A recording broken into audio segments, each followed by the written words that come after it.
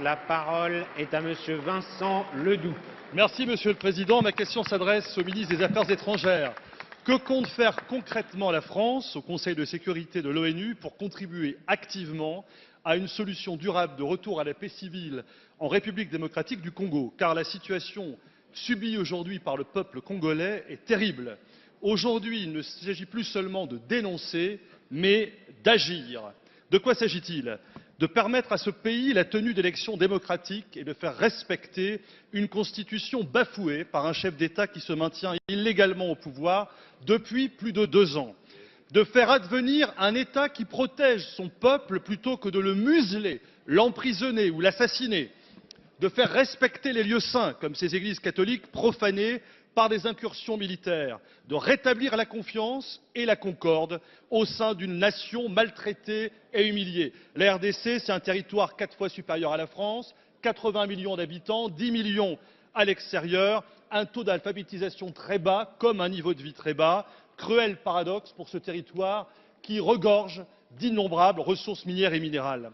Face à cette maltraitance d'État, la France, avec les Nations Unies et l'Union africaine, doivent protéger ce peuple vulnérable et faire raison à ses droits. Une gouvernance démocratique, des élections libres, une économie inclusive.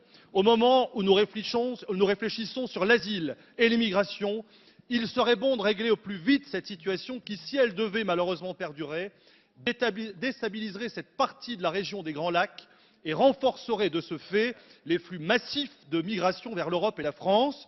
Dans ces derniers jours, plus de 4000 réfugiés ont fui vers le Burundi pour échapper au conflit entre les groupes armés et l'armée congolaise dans l'est du pays. Alors, Monsieur le Ministre, merci de nous préciser l'action extérieure de l'État français dans cette terrible question congolaise. Merci, Monsieur le député. La parole est à Madame Nathalie Loiseau, ministre chargée des Affaires européennes. Monsieur le Président, Mesdames et Messieurs les députés, Monsieur le député Ledoux, vous avez raison, la situation en République démocratique du Congo est vivement préoccupante. Qu'il s'agisse des droits de l'homme, de la situation politique, de l'insécurité ou de la situation humanitaire. La France a fermement condamné les violences commises par les forces de sécurité lors des manifestations de décembre et de janvier. Nous appelons les autorités congolaises à s'assurer que les responsables de ces violences soient traduits en justice. La situation dans les Kasaï recueille particulièrement notre attention. Des événements graves s'y sont déroulés que nous condamnons naturellement. Toute la lumière doit être faite sur ces violences. Je lance à nouveau un appel au respect des droits de l'homme et des libertés publiques en RDC, ainsi qu'à un usage proportionné de la force. La France demande à toutes les parties prenantes de s'abstenir de tout recours à la violence. L'Union européenne a d'ailleurs adopté des sanctions individuelles en raison des violations des droits de l'homme en RDC. Vous avez raison, des élections transparentes permettant une alternance pacifique et démocratique sont plus que jamais indispensables.